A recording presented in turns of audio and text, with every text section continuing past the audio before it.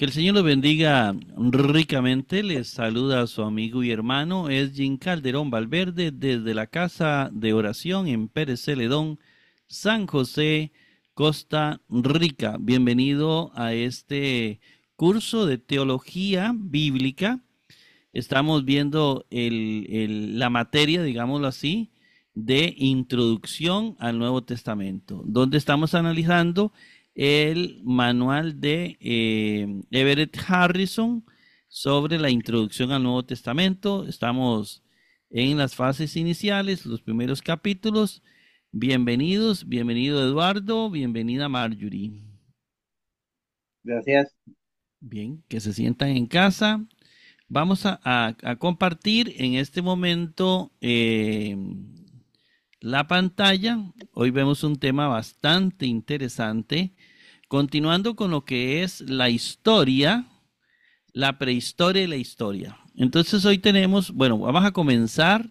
Creo que sí se ve la pantalla, ¿verdad? Bien. Ujú. Claro, claro, Bien. clarito. Entonces aquí hice un pequeño resumen de lo que es la parte histórica de primero del Antiguo Testamento y luego del Nuevo Testamento para retomar la parte cronológica, es decir, saber qué acontecimiento va antes y qué acontecimiento va después.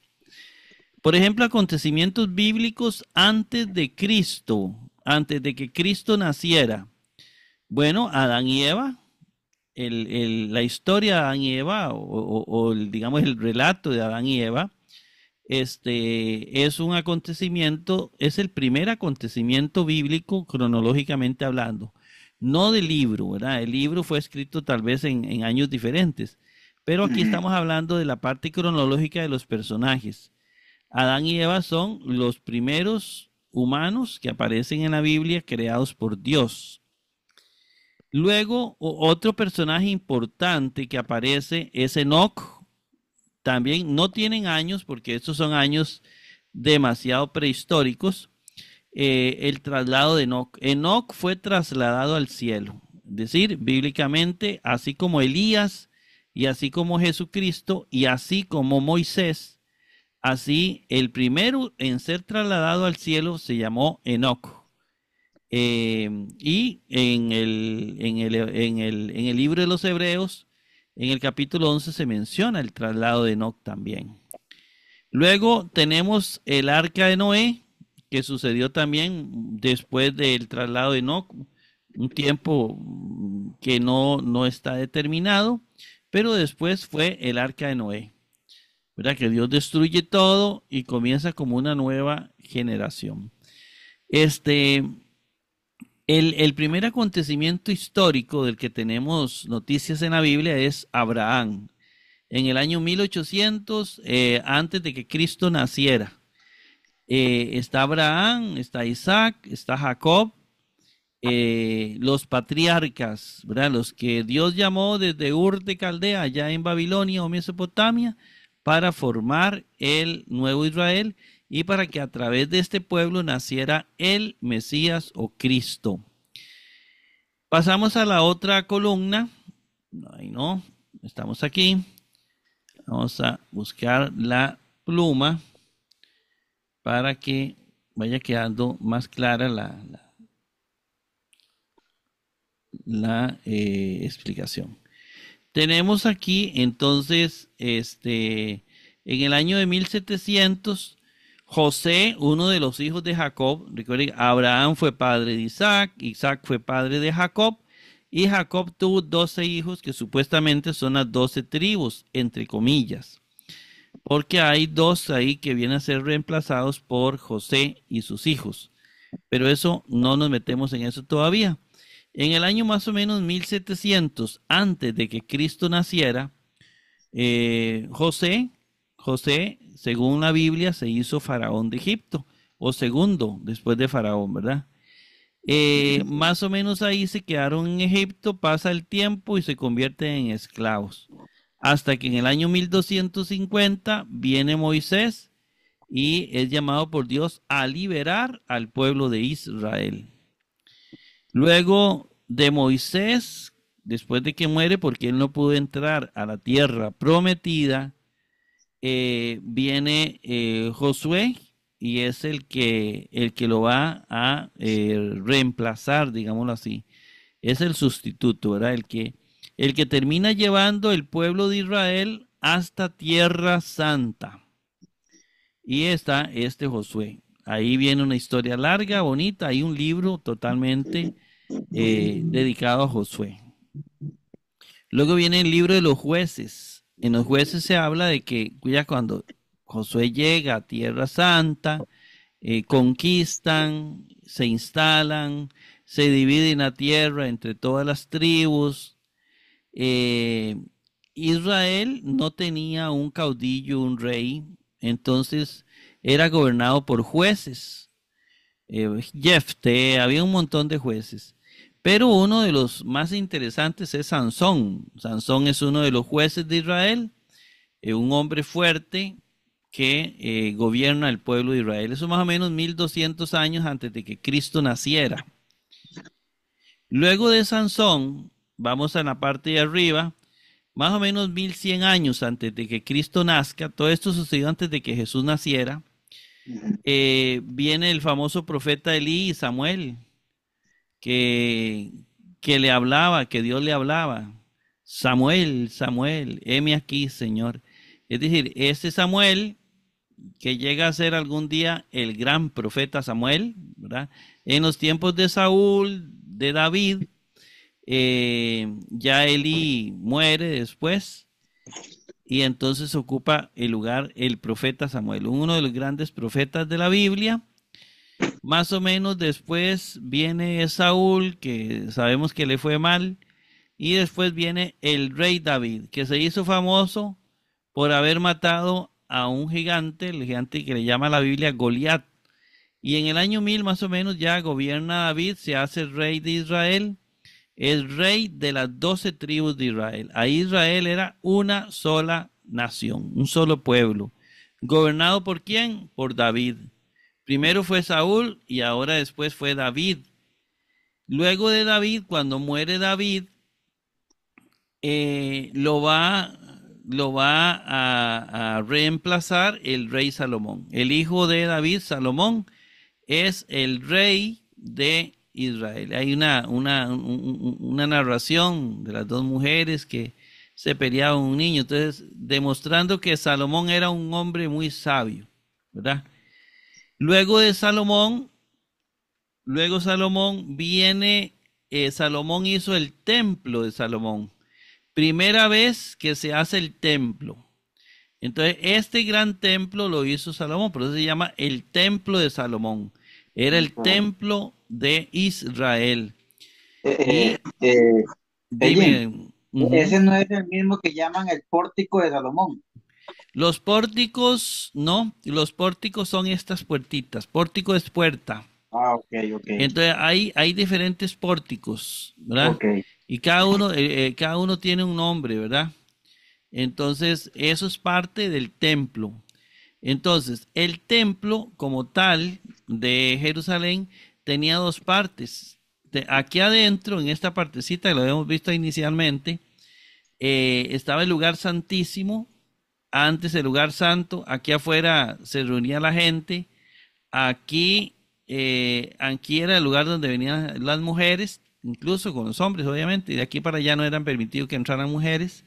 Ujú. Entonces, esto fue el famoso templo de Salomón, el orgullo de Israel, ¿verdad? Porque Dios le había revelado más o menos algo parecido a esto, que era el tabernáculo en el desierto. Y entonces Salomón le hace este templo, ¿verdad? Aquí faltan lugares, por acá había una parte que era la casa del rey y un montón de cosas más. Bueno, pero este es el templo que lo hizo Salomón y para que Dios habitara ahí, ¿verdad? Luego vinieron, después de que Salomón muere, tiene un hijo que se llama Roboán. ¿Qué pasa con Roboán? Bueno, Roboán se le subió el reinado a la cabeza, pero era parte del propósito de Dios. Por los pecados que cometió Salomón, tenía que castigar a su hijo.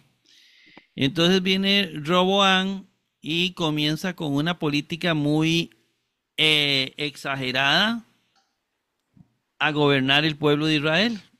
Entonces, ¿qué sucedió?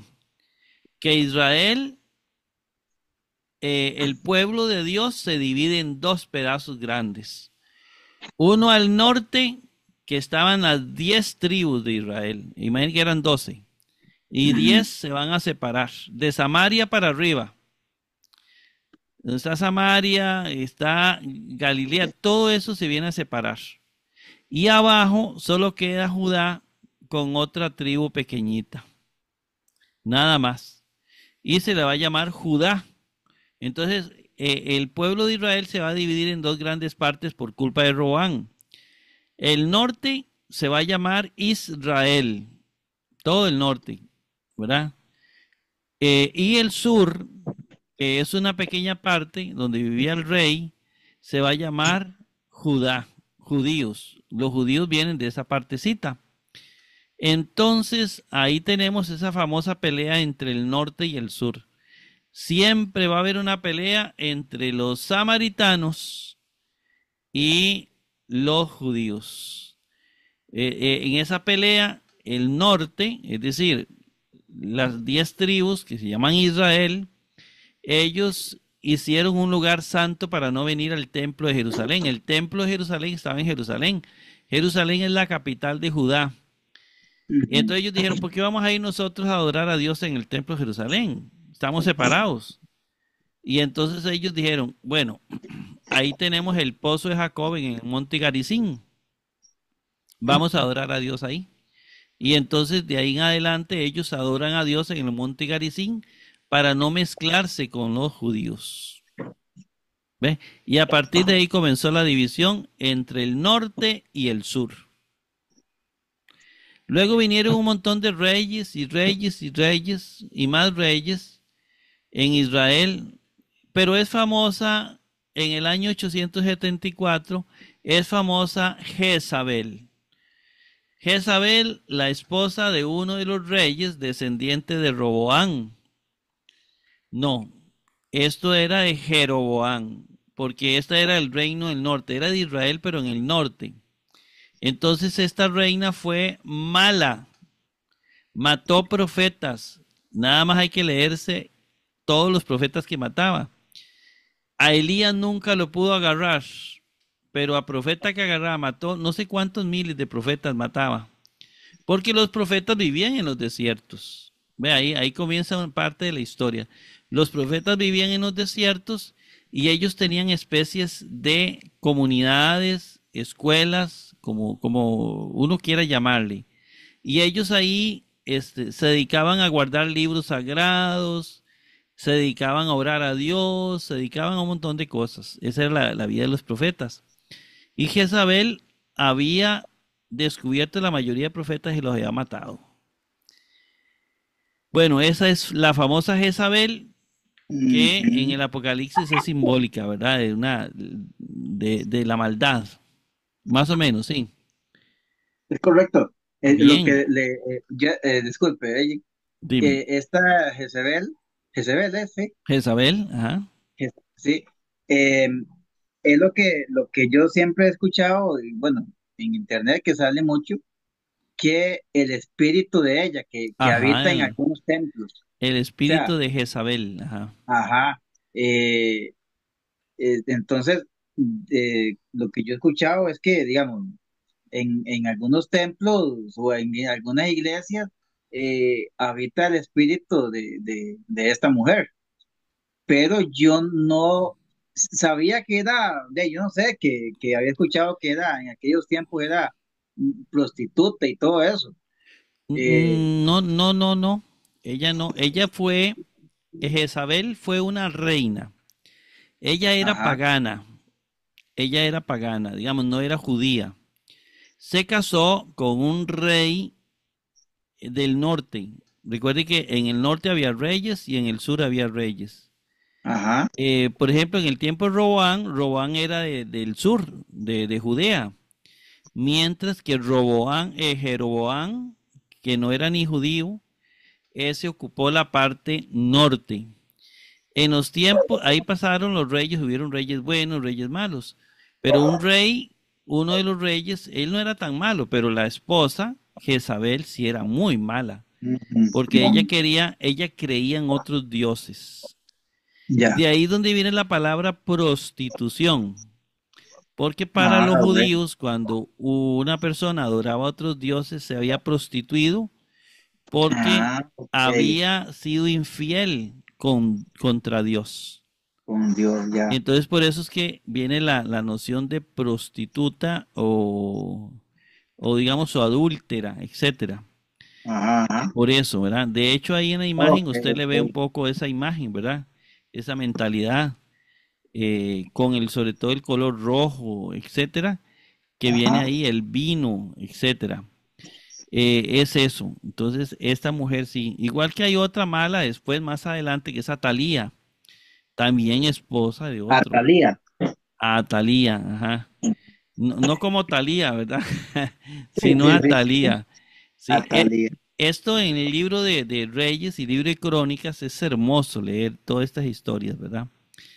Pero sí, esta Jezabel, la Biblia, el Nuevo Testamento después la toma, sobre todo el Apocalipsis, y va a decir que hay iglesias con el espíritu de Jezabel, digamos. Ajá. Entonces, simbolizando la maldad y el odio hacia la iglesia. Uno de los profetas que retó a ella y a sus profetas fue Elías. De hecho, Ujú. Elías se reunió en un monte junto con todos los profetas de Jezabel, que ella protegía, ¿verdad? Y, Elías le decía, suplíquelen a su Dios. Y en el caso de Ajá. Elías, recibe la señal de Dios y ahí mismo el mismo Elías agarró una espada y mataron más de 400 falsos profetas Ujú. que eran de Ya. esta Jezabel, de otros cultos religiosos. Elías Sí. es el famoso que sube en un carro de fuego. Elías no murió, ¿verdad? Subió. Es el segundo bíblicamente claro de la Biblia que tenemos que sube al cielo. El primero ya lo Enoch, vimos, Enoch ¿verdad? fue primero. Enoch fue el primero, correcto. Ujú. Y este es el segundo que sube en un carro de fuego. Qué lindo irse así uno, en un carro de juego Sí, del, ya, y del es que Dios, esa es la idea del ¿verdad? arrebatamiento de la iglesia, ¿verdad? Que dice Sí, Pablo. sí. Por ahí va el asunto. Bien, en el año 740, antes de que Cristo nazca, viene el profeta Elías, Isaías, un gran profeta de Israel, ¿verdad? Luego en el Sí, año sí. 627 viene otro gran profeta que fue Jeremías. Este profeta fue el que El predijo, llorón, el llorón, disculpe, el llorón, el profeta llorón. sí, este fue el que dijo que Israel iba a caer en manos de los babilonios y que iban a terminar exiliados, ¿verdad? Esa es la fama. Cuando llega Nabucodonosor, rey de Babilonia, a Israel, destruye el templo de Jerusalén, que lo vemos aquí. Y a Jeremías no lo tocó. Le dijo, no, dejen a ese profeta porque él más bien profetizaba que el pueblo de Israel iba a caer en manos mías. Y entonces le perdonó la vida. Y él vivía por todo lado, caminaba. Al final, cuando vieron que Nabucodonosor venía de nuevo a destruir lo poco que quedaba, Jeremías con un grupo de personas, de judíos, salieron huyendo hacia Egipto y allá hicieron su diáspora, Ujú. ¿verdad? Y no se sabe nada más de Jeremías. Es bonita la historia esta, ¿verdad? Jeremías había profetizado que más o menos en este año iba a venir Nabucodonosor, que era el rey de Babilonia, el imperio babilónico, que Nabucodonosor se había apoderado de todo el planeta.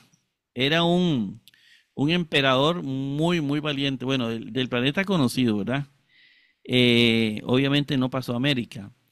Y Nabucodonosor agarró, destruyó, quemó el templo y se llevó a los grandes líderes. Dejó a la gente humilde, ¿verdad? Ahí para que sembraran y siguieran todo normal, pero se llevó el resto para Babilonia. Esta es la primera destrucción del templo de Jerusalén. Luego, el imperio babilónico es conquistado por el imperio persa. Y entonces viene Ciro, rey de Persia, que la Biblia lo menciona, y más o menos en el año 520 a.C., ordena que se construya de nuevo el templo. Por eso Ciro es tratado casi como si fuera Dios, ¿verdad? En la Biblia. Es tratado como el Mesías, porque fue el que vino y ordena que se haga de nuevo el templo de Jerusalén. Luego vino en el año 315 este señor, Alejandro Magno, de Grecia, y conquistó el mundo. Entonces ya le quitó el poder a los persas. Y viene y el poder lo agarró Alejandro Magno, que conquista el mundo para Grecia. Entonces primero todo el mundo estaba bajo el gobierno de Babilonia. Luego vino el Persia y los dominó. Luego vino Grecia con Alejandro Magno, conquistó el mundo. Aquí a este señor es que le debemos que las Biblias sean en griego. Le debemos muchas cosas de la Biblia porque sinceramente ellos fueron los que expandieron el griego. Si la Biblia se hubiera escrito en tiempos de Ciro y ellos hubieran conquistado el mundo culturalmente, estaríamos hablando en persa, pero no, en griego. Y por eso el Nuevo Testamento, la Septuaginta se escribió en griego, porque ellos regaron por todo el planeta el idioma griego. Por eso nuestros testamentos son en griego, porque ellos gobernaron el mundo entero. Bueno, en el año 167, como parte de este imperio griego, ya no estaba Alejandro Magno, se había muerto y todos los demás. Este señor se llama Antíoco Epífanes, rey de Grecia, profanó el templo de Jerusalén. El templo que hizo Ciro, rey de Persia, lo profanó. Y al profanar, hasta un cerdo ahí llevó ahí al lugar santísimo, que era demasiado sagrado, ¿verdad?, para los judíos. Y le dedicó un cerdo a sus dioses o sus creencias. Y le estaba quitando todos los valores y las costumbres del pueblo de Israel. Hasta que en el año 167, es decir, en ese mismo año, viene la familia de los macabeos, eso está en el libro Macabeos, y ellos comenzaron a luchar y a guerrear hasta que se hicieron fuertes para combatir a estos griegos, para que no hicieran eso. Luego pasó y en el año 48, ya antes de que Cristo naciera, entonces vino el Imperio Romano y venció al Imperio griego, y entonces los romanos se apoderaron del mundo. Hay una batalla ahí, vamos a ver si por aquí viene. No viene, es la batalla de Pompeyo. Entonces, aquí ya se apoderaron de todo. ¿Quiénes se apoderaron? Los romanos. Y llegamos al siglo I, después de eso, que eso más o menos le podríamos decir que es Antiguo Testamento, y llegamos al siglo I. ¿Qué hay en el siglo I? Bueno, primero esto es antes del siglo I. 6 años antes del año 1 nace Jesucristo. Nace Jesucristo de José y María, y ya sabemos toda la historia.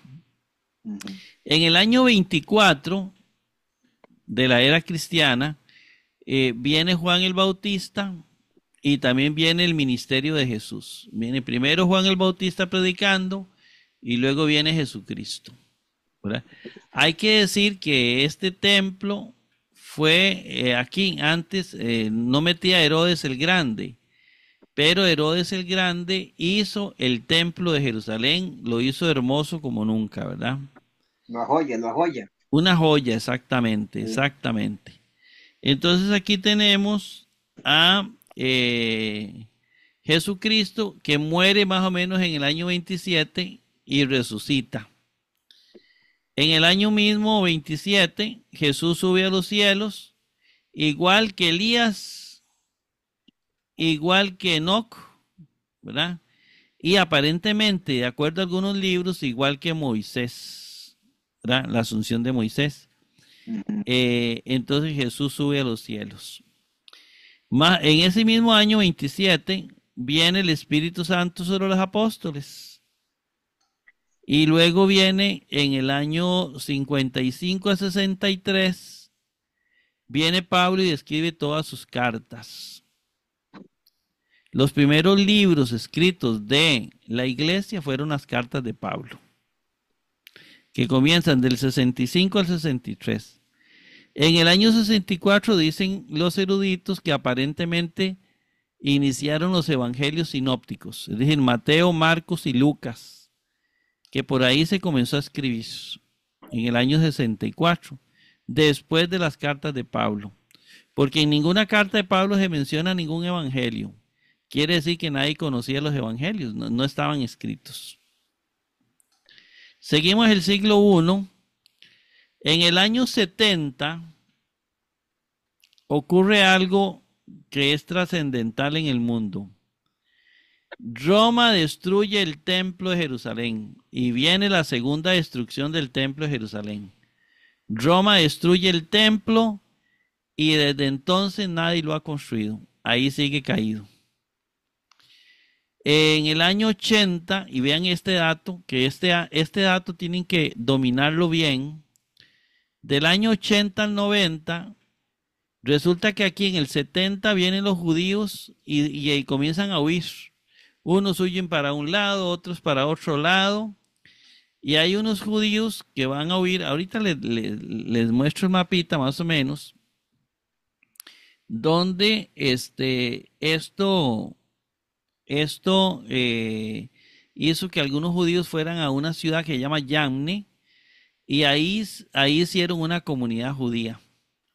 Y aparentemente ahí fue donde comenzó a hacerse lo que se llama el canon del Antiguo Testamento.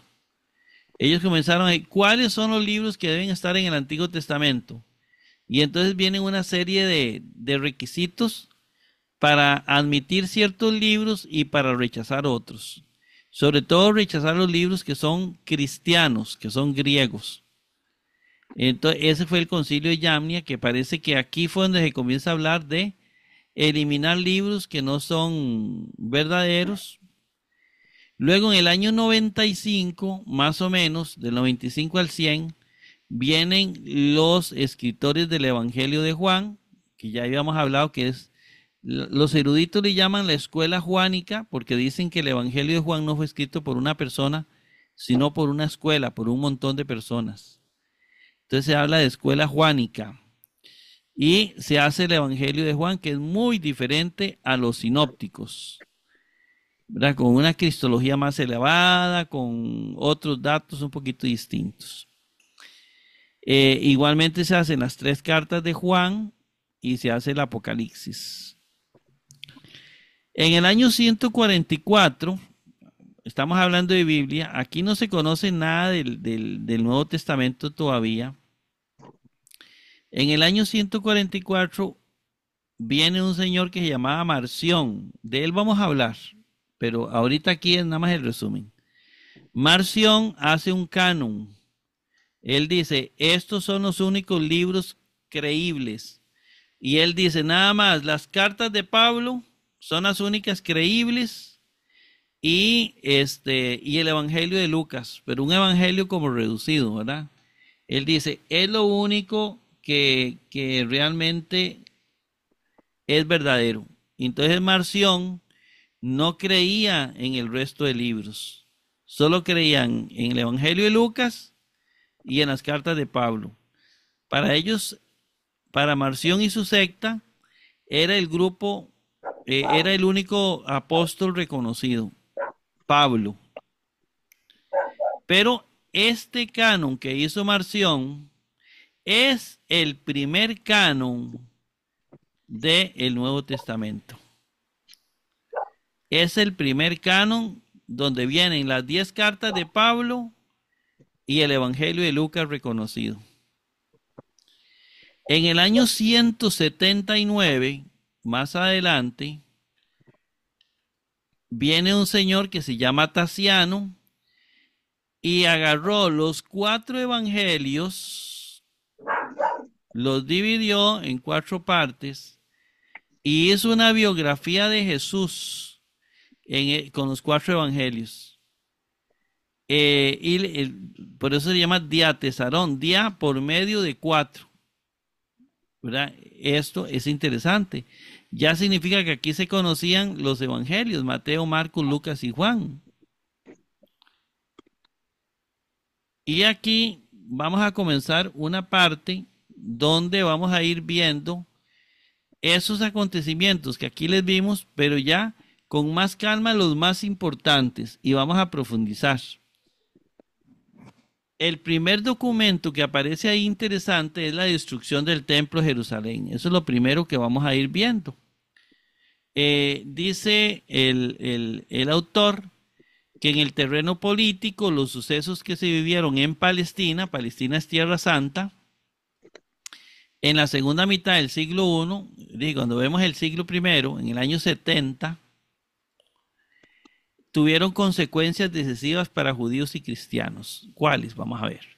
Después de la muerte de Agripa I, en el año 44, Palestina pasó de nuevo a ser provincia romana. Entonces, Palestina era una provincia del Imperio de Roma. Por eso vemos solo soldados romanos en todo, en las películas y todo. Las revueltas, es decir, los judíos comenzaron a atacar a los romanos. Y entonces en el año 66 eso desembocó en una guerra abierta. Había una guerra entre judíos y romanos. Imagínense, meterse con Roma, que era tan fuerte. Nerón, que era el emperador de Roma, envió a Vespasiano, que era el general del ejército, y sus legiones. Nerón murió en el año 68 y luego vienen los emperadores Galba, Otón, Vitelio.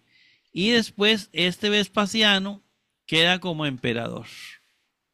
¿Verdad? Quedó como emperador. Y él tenía un hijo que se llamaba Tito. Y mandó a Tito a atacar Jerusalén. Y en el año 70, después de varios meses de asedio, ¿verdad?, de ataques, Jerusalén es conquistada y el templo es quemado. Aquí vemos el templo quemado. Ese es desde ahí Israel no ha tenido templo. Todo fue quemado. Pero de ahí es donde vienen un montón de cosas, ¿verdad?, que van a ocurrir.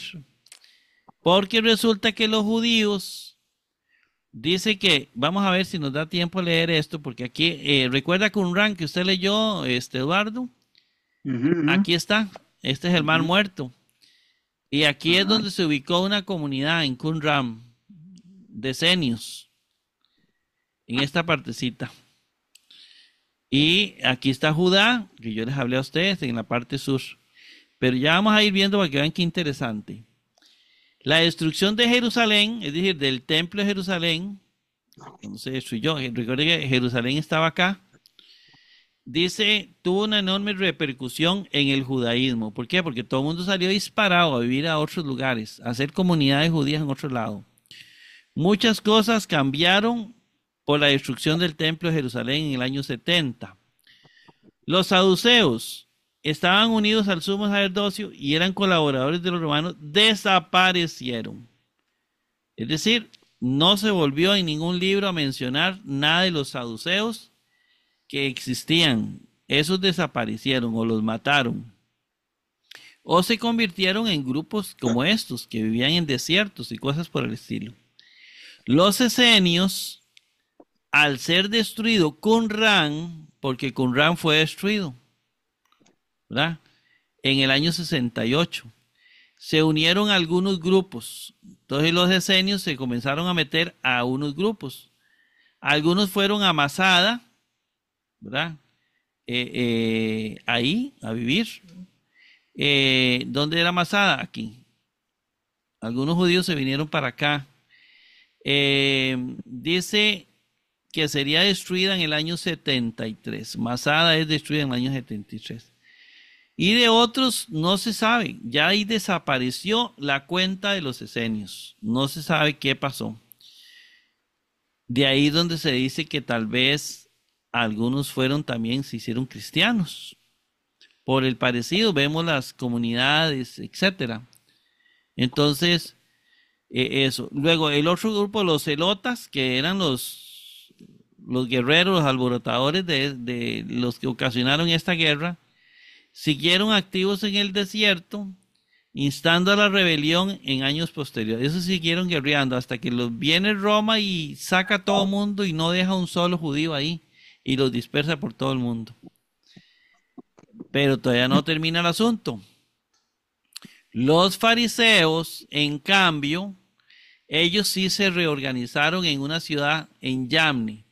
Entonces, aquí está Jerusalén. ¿Qué hicieron los fariseos? Se vinieron para Yamni, para acá. Ve, aquí está Yamni, que está cerquita. Y en Yamni,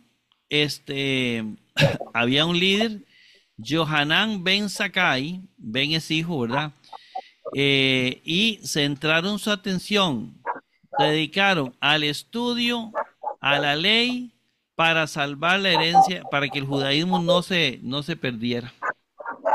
A Yamni se trasladó el Gran Sanedrín y la ciudad se convirtió en el centro religioso y nacional de los judíos. Este fue el centro de los judíos, ahí nace los libros sagrados ya del Antiguo Testamento. ¿Cuáles van a ser los libros verdaderos? Y la iglesia todavía ni se le ocurre, ¿verdad? Después vamos a hablar más de Yamni, porque Yamni tiene su historia.